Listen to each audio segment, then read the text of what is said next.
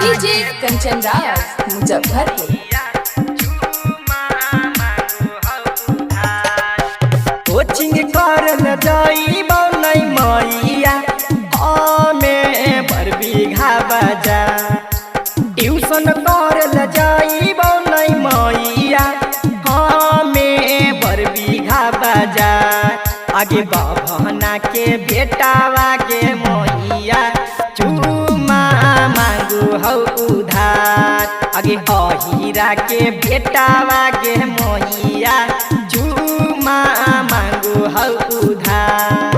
आगे कोचिंग करल जाइबौ नै मैया हमें नवादा बजा।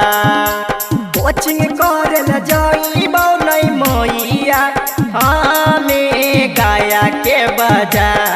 यागे कहरा के बेटावा गे मैया चुमा मांगू हौ उधार।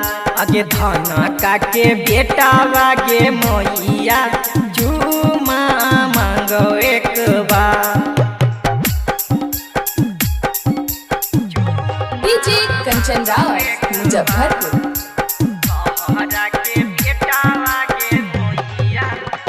हमारा के देखते छौड़ा करो हा कौटी छागे। चुमाता लेके अपन पुरवेल चाहौ छागे। सुनी भैया हमारा ता देखते छौड़ा करो हा कौटी छागे। चुमाता लेके अपन पुरवेल चाहौ छागे। गुलाब के फुलवा देके मैया करो हा कौई जहार। गेंदा के फुलवा देके मैया करो हा कौई जहार।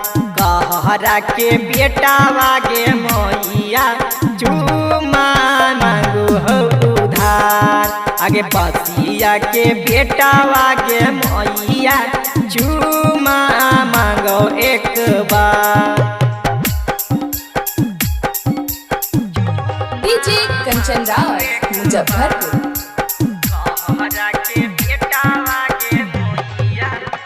चलती डगरिया मैया गारो हा कौतांग। पढ़ला लिखल सब हो जाहौ भंग गे मैया। चलती डगरिया मैया गारो हा कौतांग। पढ़ला लिखल मैया गारह कौ भंग। कह कौ तोरा घुमैबौ पटना राजधानी के बाजार। कह कौ तोरा घुमैबौ पटना राजधानी के बाजार। यागे पांडे जी के बेटा बागे मैया झूमा मांगो एक बार। यागे थाना का के बेटा बागे मैया झूमा मांगो हौ उधार। डीजे कंचन राज मुजफ्फरपुर।